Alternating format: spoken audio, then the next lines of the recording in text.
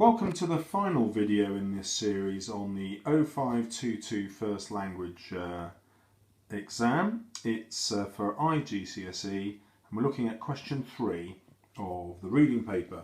So question 3 appears in two parts. We're going to zoom in on the first part first, and you've got to write 15 bullet points, and there's some really strong advice here.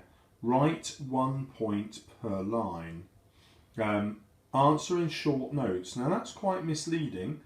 Lots of writers tend to just put 2 or 3 words down and they don't get the mark. And so your line has to be filled up. But if your point goes on to the next line, that counts as a new point because it's on a new line. And obviously it won't get the mark because you'll get the mark for it on the line above. Here is the mark scheme to the May 2015 paper, and I've marked a line here where the answers are to the first half of the question and then the answers to the second half. You'll see they're evenly balanced, and you'll also notice there are 20 things that you could write about, but you only get marks for 15. Well, this encourages lots of students to write more than the 15 points. But I'm going to advise you not to do this. So here's an example from the candidate who got the top mark on this paper in my school, and you'll see that he's got 14 out of 15 marks, ticks everywhere, except here. He's added some extra down here, but he needs to, or you need to think of a next stage here. Are any of these repeating an idea you've already put down? And if they are repeating an idea you've already put down, you'll only get the mark once, which is why this one didn't get a mark. Consequently, he should have crossed that out and added in one of these, if, of course, one of these was good enough to get the mark. And what you'll notice is the examiner simply ignores it. However, if we look at our other candidate, you'll see that his exam technique has been to cross out any which he now thinks are wrong, and he's added those later on. Well, he's added one at any rate, and he's got a mark for it because the examiner will assume that it fits in here. You can see though that it's quite easy to make mistakes. There's a point that's only partly been made. And it's worth taking a little time on this question because it gives you 15 free marks. There's nothing here that you don't understand. And students lose marks on this question, not because they don't understand what they're reading, but because they don't fully understand the question. And so you can see here that we've got 2 different things to look at. How it's adapted to survive, and the threats to its existence. And typically what you'll find is that students start inferring rather than just giving the facts. And if you give the facts, you will get the marks, as long as the facts are about this. Sometimes students give facts which are not relevant. Really you need to underline your keywords, survival and threatens, so that you know you're answering the question properly. Okay, as I mentioned in my video on question 2, these marks are very quick to get. In fact, even a candidate who doesn't really know what they're doing can get 8 marks out of 15 really quickly. Whereas question 2 is only worth 10 marks, and even a brilliant candidate will struggle to get 8 on question 2. Therefore, I strongly advise you do question 3 as your second question and leave question 2 till last. There are also 5 marks awarded for the quality of your writing. Now you've got to remember to be concise, and what does that mean? Well, there's a word limit, and the word limit was usually 200 to 250 words. Stick to it, otherwise you won't be concise. You must focus, and that means in your 15 bullet points you mustn't have anything that's irrelevant, because if it is irrelevant, not only do you lose the bullet point mark, you also lose the mark here because you're not focused on the answer. And remember, this part has to be in your own words. Okay, well that seems quite straightforward, doesn't it?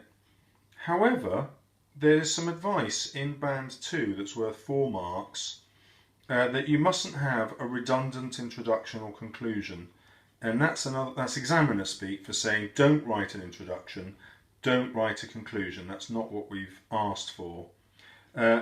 Another thing that candidates do that puts them right down here, look, is they write something persuasive. They try and persuade you that it's a threat.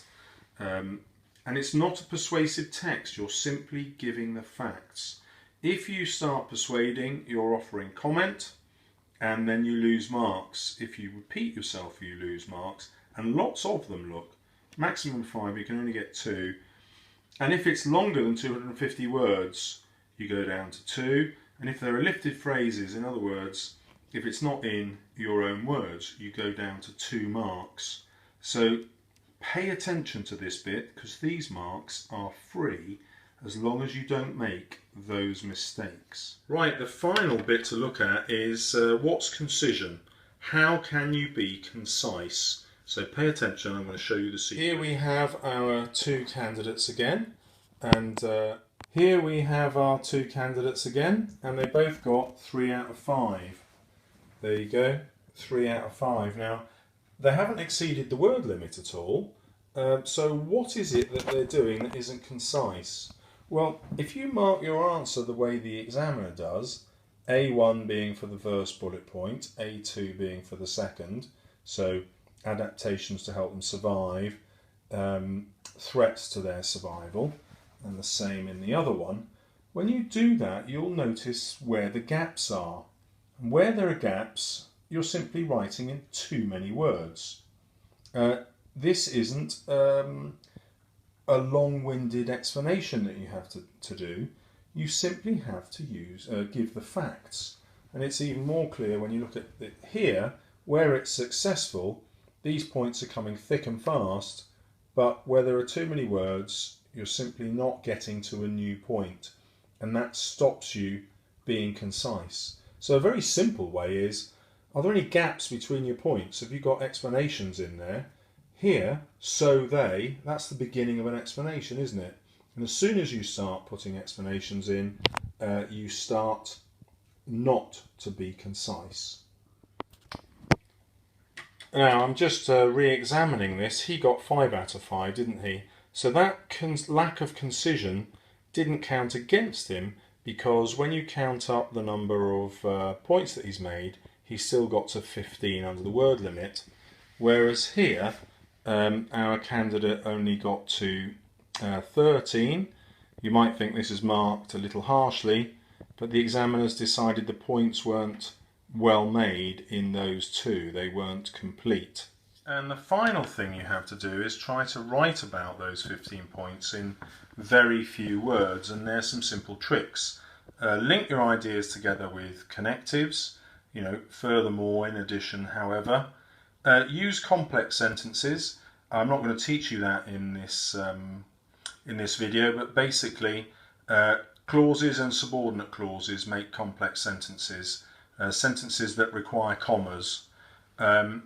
Remember not to write in a different genre. For example, don't make it persuasive, just make it factual, and link your ideas together. So if we go back to our top scoring candidate, he's got all his points listed here, but as we can see from the examiner's annotation, all the similar ones about survival are grouped together as A1s, and all the ones about threats as A2 are all grouped together separately. And work out the best order to get through those. I would actually sit in the exam and number them in the order that I wanted to deal with them, so that it'd then be easy for me to construct these paragraphs and get the right sequence. As usual, I'll summarise the advice. Only the first 15 bullet points counts. Fill the line with your bullet point. Don't go beyond it. That will count as a new point. Read through and cross out any bullet points that seem similar and replace with a new fact. Don't infer anything, just include the facts. Code your bullet points into 2 categories. Whatever the question asks you, they'll give you 2 categories to write about, and number them, of course, so you can see how to put them in your answer. And be concise. I've shown you how to do that. Don't forget, it's in your own words, don't quote, and do not exceed 250 words. And finally, there's my advice again.